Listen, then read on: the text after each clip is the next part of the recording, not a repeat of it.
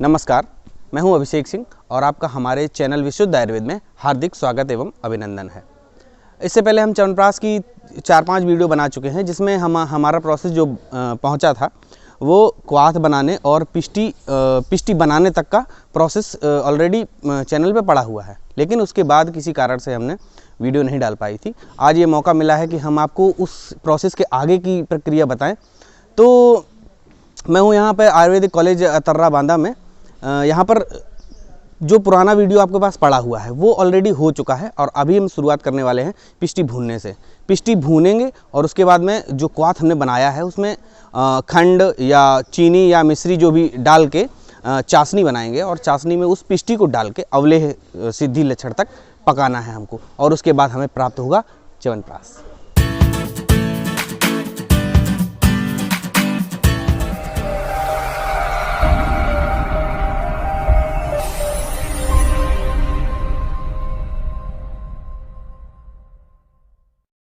तो ये यहाँ पर हमने रात में ये क्वाथ बनाया है। लगभग 7 से 8 घंटे हमें लगे हैं ये क्वाथ बनाने में, है ना। इस क्वाथ द्रव्य को छान लिया है और छान के हमें ये जो क्वाथ द्रव ये मिला है। इसी में ही हमको चीनी मिला के इसकी चाशनी बनानी है। और उधर साथ ही साथ हमने आंवले उबाले थे। तो एक बार क्या है कि ज़्यादातर हम लोगों ने इसी क्वाथ द्रव्य में आंवलों को पोटली बना के उबाला है हमेशा, लेकिन जब कभी भी बर्तन छोटा हो जाए या आंवले की मात्रा ज़्यादा हो, इस कंडीशन में आंवले को हम अलग उबाल लेते हैं और उन उबले हुए आंवलों को घिस लेते हैं, जैसे कि पिछली वीडियो में पड़ा होगा। और जो उनका बचा हुआ पानी है ना, वो क्वाथ में ही बनते टाइम ही मिला देते हैं, जिससे कि क्या होता है कि आंवले का जो आंवला स्वरस जैसे पीते हैं तो उसके गुण छीड़ नहीं होते हैं, ख़त्म नहीं होते हैं। तो ये हमारा घिसा हुआ आंवला है, ये पिष्टी है। इसको हमने सारंग धर के अनुसार अगर माना जाए तो केवल घृत में भूंजा जाएगा, और अगर चरक के अनुसार माना जाएगा तो यमक में घी और तेल दोनों मिलाते हैं। तो ये घृत और तेल हमने दोनों मिलाया है। उस यमक में हम इस पिष्टी को भून रहे हैं। अब पिष्टी लगभग 6 से 7 घंटे 8 घंटे आँच के हिसाब से भी है। ज़्यादा तेज़ आँच भी नहीं करनी है, आँच हमको मध्यम ही रखनी है, और ज़्यादा कम रहेगा तो समय इतना लग जाएगा कि आप जो है यही करते रह जाएंगे। तो 7-8 घंटे का प्रोसेस है इस पिष्टी को भूनने का। ये भी हम साथ साथ दिखाते हैं आपको, और चाशनी बनाने का। तो अब च्यवनप्राश का जो सारा प्रोसेस है वो आपको इसी वीडियो में पूरा मिल जाएगा।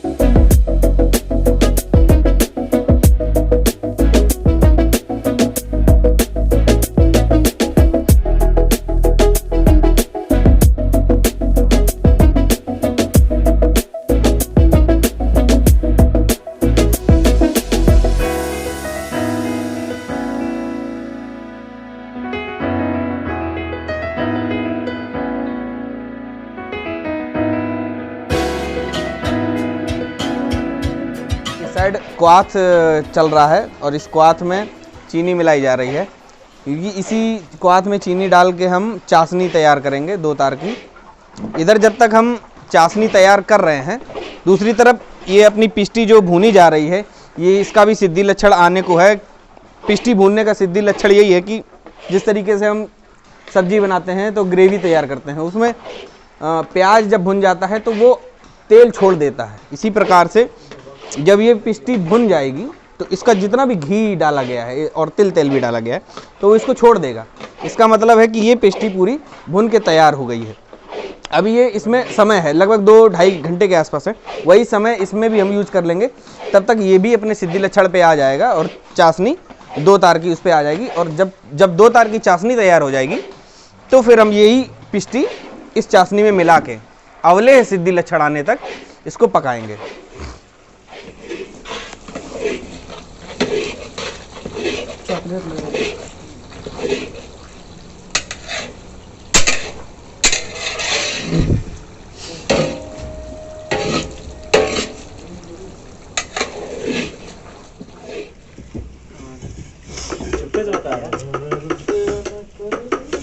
इसमें एकदम व्हाइट दिख रहा है, इसमें एकदम ब्लैक। आराम से बॉस। ऐसे बोले थे ना बॉस, हम जाने की 7 घंटे पकाने के बाद ये पिष्टी हमारी पक के तैयार हो गई है। आप देखिए पूरा घी और तेल पूरा छोड़ दिया है इसने। ये देखिए ये पिष्टी है, पूरा पक गया है। हम यहाँ पर चाशनी में थोड़ा दूध डाल रहे हैं जिससे कि चीनी की जो इम्प्योरिटीज़ हैं वो ऊपर आ जाएं और उसको हम फिर अलग कर दें। ये देखिए अगर इस गंदगी को हम अलग नहीं करेंगे तो चाशनी हमारी साफ सुथरी नहीं बनेगी। चाशनी पकते पकते काफ़ी समय हो गया है और बीच बीच में हम ऐसे देखते रहेंगे कि कहीं 2 तार की चाशनी बनने तो नहीं लगी है। इस टाइम पे ये लगभग, ये देखिए 1 तार बन रहा है, देख रहे होंगे 1 तार इस टाइम पे बन रहा है। यही जब 2 तार, मतलब इसकी कंसिस्टेंसी गाढ़ी और ज़्यादा गाढ़ा हो जाएगा तो ये एक की जगह 2 तार बनने लगेगा और वही 2 तार की चाशनी में हम अपना वो जो पिष्टी भूनी हुई रखी है उसको इसमें डाल देंगे।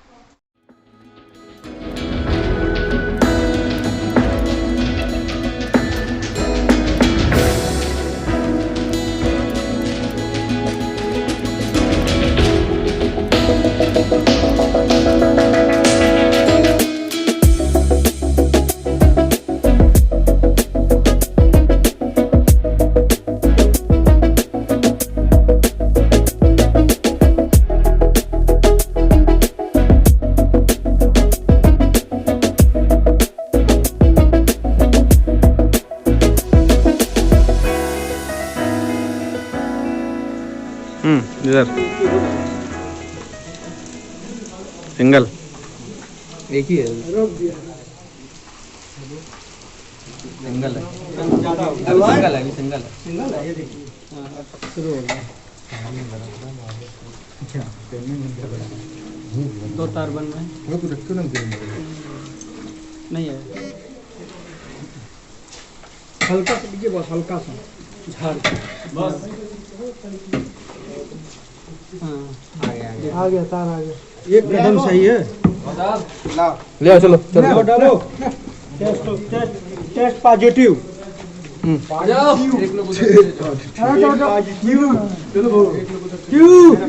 दो तार बन रहा है, एकदम सही समय है। चलिए इसको ले लो पूरा सही से। हाँ गया नीचे जल जाएगा, जलेगा, देखना हमारे ऊपर ना गिरने लगे। एक प्लेट ले आते यार, क्या मस्त बनती। उससे डालो ना उठा के, उससे बड़ा गंदा है। बहुत प्लेट में ऊपर इधर अबे कोई कटोरा दोनों हाथ से, अबे दोनों हाथ से ताकत लगा ना, ऐसे ऐसे जरा जरा बस, जरा बस आप करा जाए।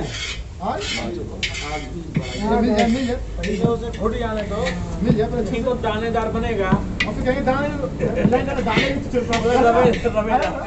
अभी तक हम 2 तार की चाशनी तैयार कर रहे थे। 2 तार की चाशनी तैयार करने के लिए हम उसका बार बार से सैंपल लेके परीक्षण कर रहे थे कि ये इसमें सिंगल आया है कि 2 आया है। हालांकि होता क्या है, जब हम लेते हैं ऐसे तो सिंगल 1 तार तो काफ़ी देर तक आता रहता है, लेकिन 2 तार में आने में समय लगता है। लेकिन हमें ये नहीं पता लग पाता है कि 2 तार की चाशनी कब बनेगी, तो इसलिए हमें देखना पड़ता है कि एक बार सैंपल लिए तुरंत 1 तार आ गया, फिर ये देखते हैं कि 2 तार कितनी देर में आ रहा है।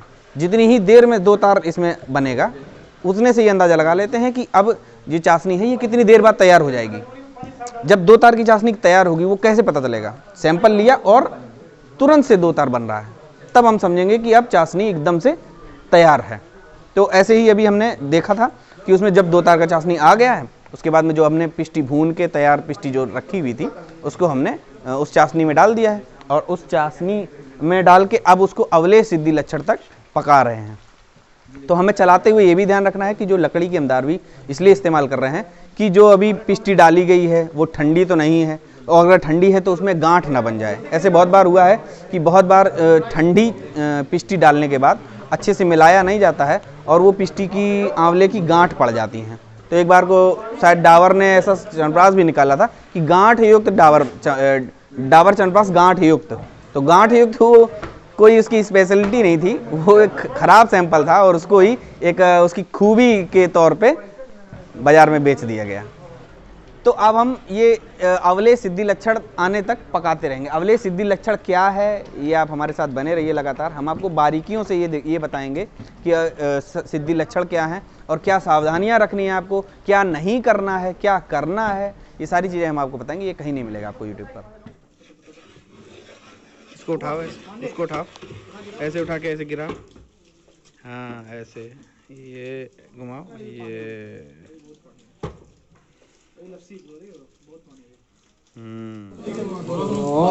बढ़िया दिख रहा भैया। तो अब तैयार हो चुका है अपना च्यवनप्राश। चौहान ऋषि ने खाया था, जवानी को प्राप्त किया था, हम भी खाएंगे, बचपना को प्राप्त करेंगे। तो च्यवनप्राश हमारा अवलेह पे आ गया है। अब ये अवलेह बन रहा है, मतलब अवलेह सिद्धि लक्षण आने को है। तो हमें लगातार यहाँ पर टेस्टिंग करनी पड़ेगी कि अवलेह सिद्धि लक्षण कब आ रहा है। जब ही अवलेह सिद्धि लक्षण आ जाएगा और हम उसको जो उतार लेंगे, ठंडा होने के लिए रख देंगे। तो अवलेह सिद्धि लक्षण यही है कि जब हम पानी में ये डालेंगे तो ये नीचे बैठना चाहिए। देखिए अभी जितना भी नीचे जा रहा है ये सब फट जा रहा है, नीचे जितना भी गया है ये नीचे फट गया है, मतलब अभी इसकी वो कंसिस्टेंसी नहीं आई है जो हमें चाहिए है, अभी ये पतला है। तो थोड़ी देर ऐसे ही आग में पकाते हुए थोड़ी देर बाद फिर से हम टेस्टिंग करेंगे।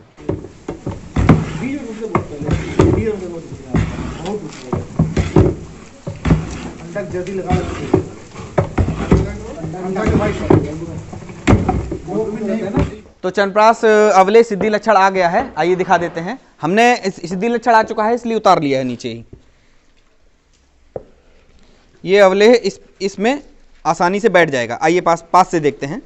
ये देखिए, ये जो नीचे बूंद जा रही हैं ये स्थिर हो जा रही हैं, नीचे जाके फट नहीं रही हैं, और यही इसका सिद्धि लक्षण है। तो ये अवलेह सिद्धि लक्षण आ चुका है और मैंने च्यवनप्राश को नीचे उतार लिया है।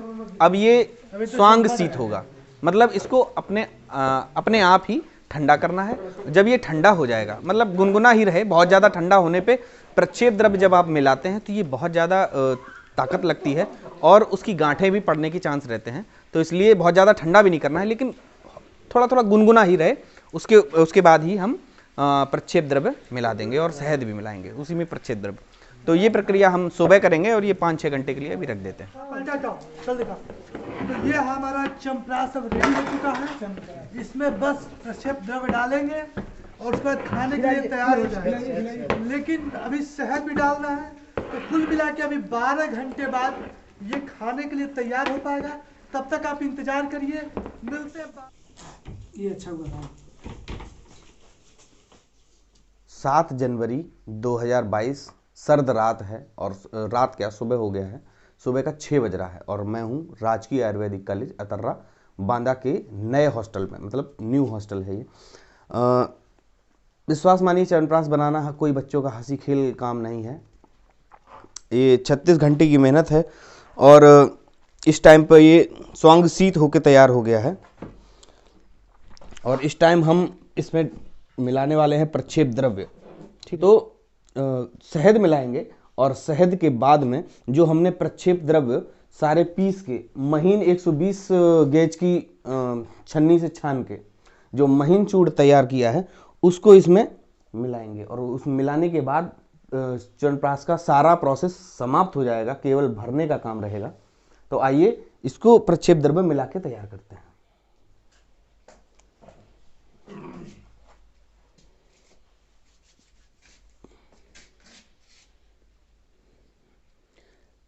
आप कोई भी संहिता पढ़ेंगे आयुर्वेद में, चरक संहिता, सुश्रुत संहिता, सभी ने ये बोला है, स्पेशली चरक ने, सारंगधर ने, कि ये जो शहद आपको मिलाना है वो ठंडे होने पे ही मिलाना है। तो हमारा च्यवनप्राश ठंडा हो चुका है, हालांकि हल्का हल्का गर्म है। गर्म का मतलब उसको गुनगुना कह सकते हैं, बिल्कुल सा। हमने एकदम से जमने से पहले ही इसको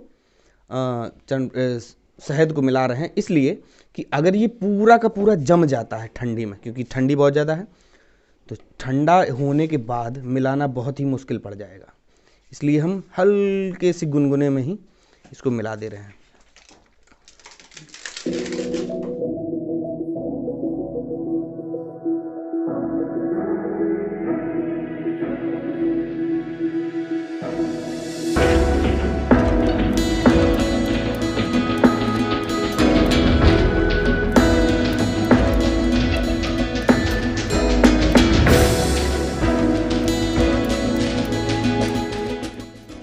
प्रक्षेप को हम थोड़ा थोड़ा हाथ में लेंगे और इस तरीके से गिराएंगे कि इस पे गिरने के बाद गांठें ना बने।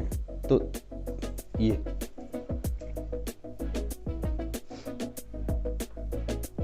क्योंकि अगर एक जगह हम गिरा देंगे ना तो ये इसमें गांठ बन जाएगी, जो कि बाद में खाने के टाइम बड़ा दिक्कत देगी।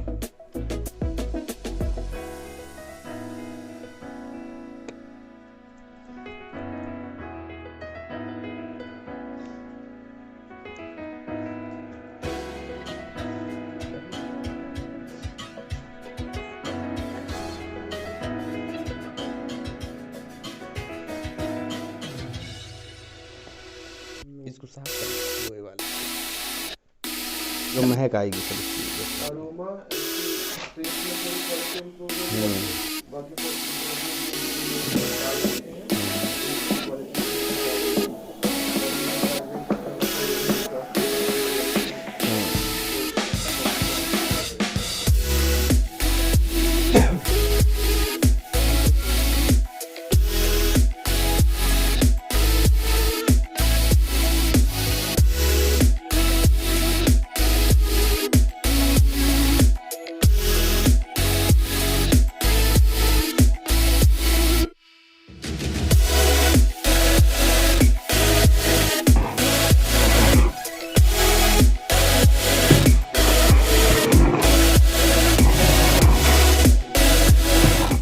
चनप्राश बन के तैयार है और ये अंतिम चरण में है। अब ये भरने की प्रक्रिया चल रही है। तो सबसे पहले यहाँ पर डब्बे खोल के हम भरने के लिए दे रहे हैं और चनप्राश बड़ी सफाई से भरा जा रहा है। भरने के बाद कलछल से इसको भरने के बाद में फिर जब यहाँ से भरा जाता है उसके बाद में यहाँ पे तौला जा रहा है। बड़ी ही एक्यूरेट तौलाई हो रही है। तौलने के बाद डब्बे को अच्छे से साफ करना है। साफ करने के बाद इसके बाद में सील लगाने का काम होगा। ये थी च्यवनप्राश बनाने की विधि, जो कि आयुर्वेद संहिताओं में वर्णित है। अगर आपको हमारा ये वीडियो पसंद आया हो तो वीडियो को लाइक करें और ऐसे लोगों को शेयर जरूर कीजिए जो आयुर्वेद को अपनाना चाहते हैं, स्वस्थ रहना चाहते हैं। और नीचे लाल वाला सब्सक्राइब का बटन दबाना ना भूलें, क्योंकि मैं आपके लिए आयुर्वेद से जुड़ी ऐसी ही महत्वपूर्ण जानकारियाँ लाता रहूँगा। मिलते हैं अगले वीडियो में, तब तक के लिए धन्यवाद। जय हिंद, जय धन्वंतरी, जय आयुर्वेद।